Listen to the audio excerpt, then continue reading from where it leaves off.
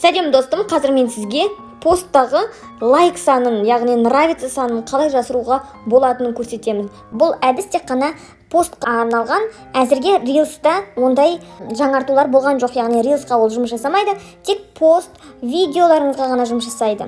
Мысалы, кезекті кейс дейтін постыма, яғни мына фото көрсетілген рилс емес лентамдағы посттың нравится саны 17 болып тұрма, осы 17-ні жасырып қойма болады. Яғни қанша маған лайк қылған көрген қаламасам, мен жай ғана мына 3 нүктеге барам, жоғарыдағы оң жақта 3 нүктеге бардым, скрыть число отметок нравится деген басам.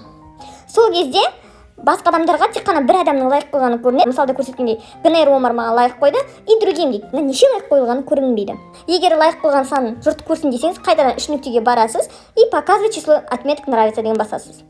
Мінекеңіз, сіздің лайк саныңыз көрініп тұр. Пайдалы болды деп ойлаймын. Назарыңызға рахмет. Кстати, лайк қойған ұмытпаңыз.